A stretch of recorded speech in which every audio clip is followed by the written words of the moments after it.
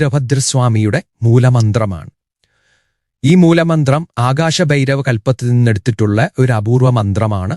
വളരെ ഉഗ്രതയോടെ നിൽക്കുന്ന വീരഭദ്രന്റെ മൂലമന്ത്രം കൂടിയാണ്.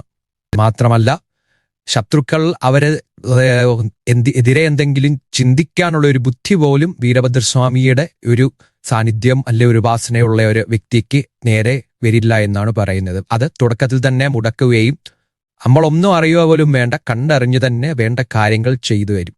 ങ്ങൾക്കും വ്യത്യാസപരമായ മൂലമന്ത്രവും ഓരോ ധ്യാനത്തിലും വീരഭദ്രന്റെ പല കൈകളുടെ എണ്ണത്തിന് വ്യത്യാസമുണ്ട്. നിറം തന്നെ ഗോക്ഷീരാപം പാലുപോലെ ഉള്ളതുണ്ട്. പിന്നെ കറുത്ത നിറത്തിലുള്ള ധ്യാനമുണ്ട്. ഒരു ഭക്തന് വേണ്ടി ഒരു ആവശ്യത്തിന് പോയി കഴിഞ്ഞാൽ അത് പൂർത്തിയാക്കാതെ തിരിച്ചു വരില്ല.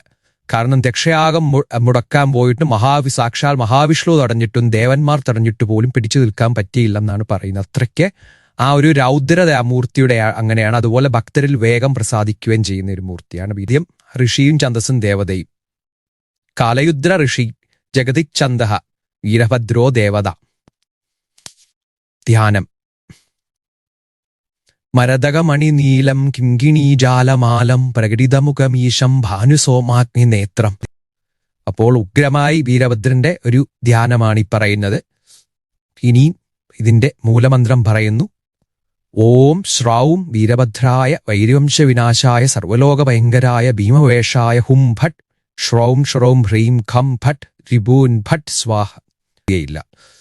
അത് പിന്നീട് ശത്രുസംഹാരത്തിന് കുരുമുളകും, ശത്രുവിനെ വശീകരിക്കാൻ ഇന്ദുപ്പ് ത്രിമുദരത്തിൽ മുക്കിയും, ശത്രുമാരണത്തിന്